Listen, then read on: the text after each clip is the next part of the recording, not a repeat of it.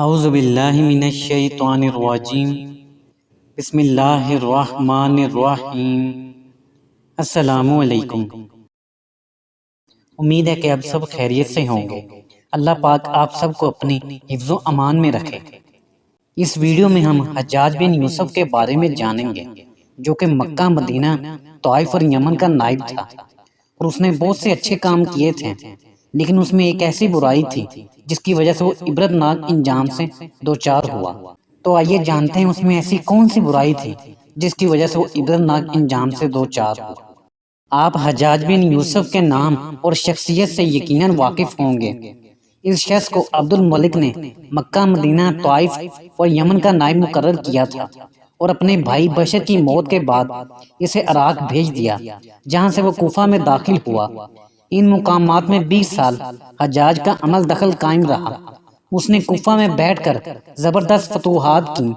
اس کے دور میں اسلامی فتوحات کا دائرہ سندھ اور ہند کے دوسرے علاقوں تک پھیل گیا، حتیٰ کہ مسلمان مجاہدین چین تک پہنچ گئے تھے۔ یہی وہ شخص ہے جس کے بارے میں کہا جاتا ہے کہ اس نے قرآن کریم پر اعراب لگوائے۔ اللہ نے اسے بڑی فصاحت و بلاغت اور شجاعت سے نوازا تھا۔ یہ حافظ قرآن تھا، شراب نوشی اور بدکاری سے بچتا تھا، وہ جہاد کا دنی اور فتوحات کا حریص تھا، مگر اس کی ان ساری خوبیوں پر اس کی ایک برائی نے پردہ ڈال دیا، اور وہ برائی ہے بھی ایسی کہ تمام خوبیوں پر چھا جاتی ہے اور تمام اچھے اوصاف کو ڈھانپ دیتی ہے۔ اور وہ برائی کیا تھی؟ ظلم۔ حجاج ان تمام خوبیوں کے باوجود بہت بڑا ظالم تھا۔ اس نے اپنی زندگی میں خونخوار درندے کا روپ اختیار کر لیا تھا۔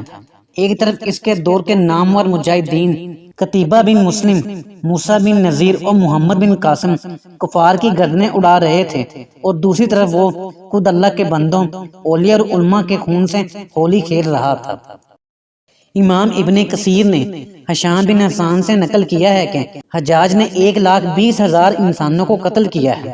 اس کے جیل خانوں میں ایک ایک دن میں 80,000 ہزار قیدی بیک وقت رہے ہیں، جن میں سے 30,000 عورتیں ہوتی تھیں۔ اس نے جو آخری قتل کیا ہے وہ عظیم تابعی اور زاہد و پارسا انسان حضرت سعید بن جبیر رضی اللہ تعالیٰ عنہ کا قتل تھا۔ انہیں قتل کرانے کے بعد حجاج بن یوسف پر دہشت سی سوار ہو گئی تھی۔ وہ نفسیاتی مریض بن چکا تھا۔ جب وہ سوتا تھا تو حضرت سعید بن جبیر رضی اللہ تعالیٰ عنہ اس کا دامن پکڑ کر کہتے تھے، اے دشمن خدا، آخر تو نے مجھے کیوں قتل کیا؟ میرا کیا جرم تھا؟ جواب میں حجاج کہتا تھا، مجھے اور سعید کو کیا ہو گیا ہے؟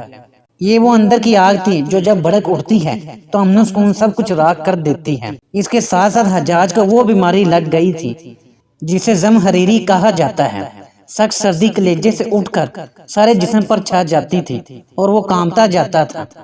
آگ سے بھری ہوئی انگیٹھیاں اس کے پاس لائی جاتی اور اس قدر قریب رکھتی جاتی کہ اس کی کھال جل جاتی، مگر اسے احساس نہیں ہوتا تھا۔ حکیموں کو بلایا تو انہوں نے بتایا کہ پیٹ میں سرطان ہے۔ ایک طبیب نے گوشت کا ٹکڑا لیا اور اسے دھاگے کے ساتھ باندھ کر حجاج کے حلق میں اتار دیا۔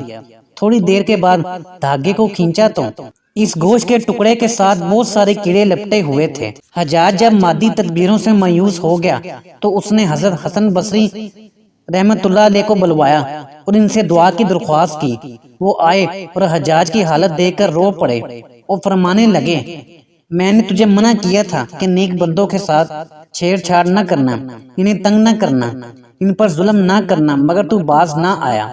آج حجاج باعث عبرت بنا ہوا تھا۔ وہ اندر سے بھی جر رہا تھا اور باہر سے بھی جر رہا تھا۔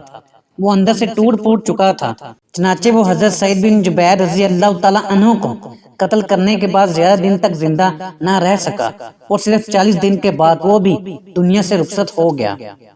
مگر حضرت سعید اور حجاج کی موت میں بڑا فرق تھا۔ حضرت سعید رضی اللہ تعالیٰ عنہ کو شہادت کی موت نصیب ہوئی۔ وہ ایسی آن بان سے دنیا سے رخصت ہوئے کہ بعد میں آنے والے مجاہدین کے لیے ایک سنگ میل قائم کر گئے۔ وہ جب دنیا سے رخصت ہوئے تو ان کا دل مطمئن تھا اور چہرے پر تبسم تھا، لیکن حجاج جب دنیا سے جا رہا تھا تو اندر کی آگ میں جل رہا تھا۔ چہرے پر ندامت کی ظلمت تھی۔ اسے اس کا ایک ایک ظلم یاد آ رہا تھا۔ حضرت سعید رضی اللہ تعالیٰ عنہ کی شہادت پر تمام صلحاء اور علماء افسردہ تھے، لیکن حجاج کی موت پر اللہ کے نیک بندوں نے اطمینان کا سانس لیا۔ حضرت ابراہیم نخعی رحمت اللہ علیہ نے حجاج کی موت کی خبر سنی تو خوشی سے رو پڑے۔ مرنے کے بعد اس ڈر سے اس کی قبر کے تمام نشانات مٹا دیے گئے تاکہ لوگ اس کی لاش کو باہر نکال کر جلا نہ ڈالیں۔ یہ اندیشے اس شخص کی قبر کے بارے میں ہو رہے تھے جس کے سامنے اس کی زندگی میں لوگ کھڑے ہوتے تھے تو ان پر لرزہ طاری ہو جاتا تھا اور لوگ اس کے ڈر سے دیوانے بن جایا کرتے تھے۔ ایک واقعہ بیان کیا جاتا ہے کہ جب حجاج حضرت عبداللہ بن زبیر رضی اللہ تعالیٰ عنہ کے قتل سے فارغ ہو کر مدینہ آیا تو اسے مدینہ سے باہر ایک شیخ ملا۔ چونکہ حجاج کے چہرے پر نقاب تھا اس لیے اس نے حجاج کو نہیں پہچانا۔ حجاج نے اس سے مدینہ کا حال احوال دریافت کیا۔ شیخ نے کہا، بہت برا حال ہے، رسول اللہ صلی اللہ علیہ وآلہ وسلم کے حواری قتل کر دیے گئے ہیں۔ حجاج نے پوچھا، ان کو کس نے قتل کیا ہے؟